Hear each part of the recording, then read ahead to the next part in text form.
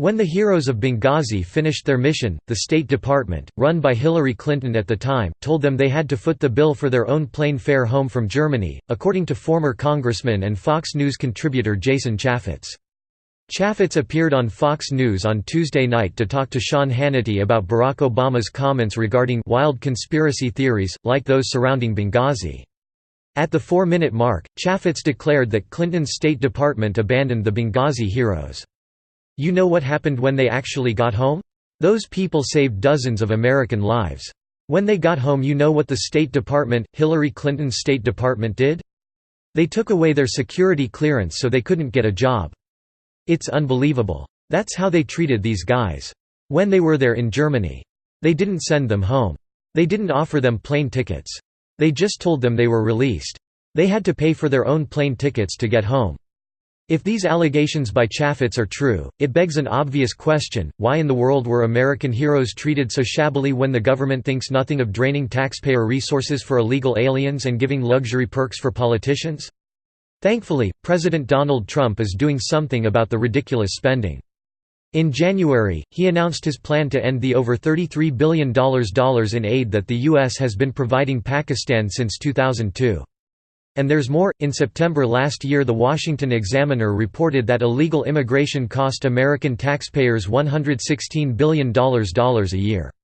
The swelling population of illegal immigrants and their kids is costing American taxpayers $135 billion a year, the highest ever, driven by free medical care, education, and a huge law enforcement bill, according to the most authoritative report on the issue yet. Read the report. And despite claims from pro-illegal immigration advocates that the aliens pay significant offsetting taxes back to federal, state and local treasuries, the Federation for American Immigration Reform report tallied just $19 billion, making the final hit to taxpayers about $116 billion. Axios listed a few taxpayer-funded perks that our elected representatives get at our expense. It costs taxpayers more than $3.5 million a year for members of the House and Senate for travel and to staff their offices, as they see fit, according to Axios. Members of Congress also don't work a full year for their salary. The House has averaged 138 legislative days each year since 2001, and the Senate 162. They get subsidies for their health care under Obamacare, they receive a federal subsidy amounting to 72% of their premiums. Pensions aren't shabby either. Depending on age and length of service, members can receive a lifelong pension of 80%, which, given today's congressional salary of $174,000, equals out to $139,200 in annual taxpayer-funded retirement benefits. They also receive free airport parking, and among other things.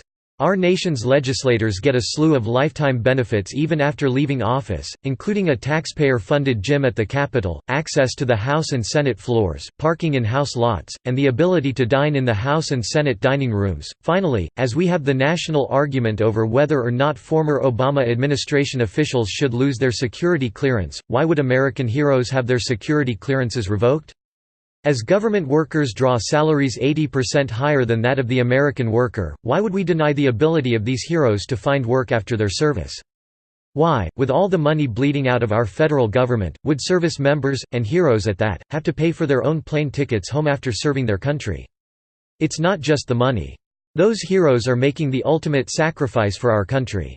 Not just for you and me, but for Hillary Clinton, Barack Obama, Susan Rice, and all the other characters who gave stand-down orders in Benghazi when Americans were in danger and needed help. Our Benghazi heroes deserved better.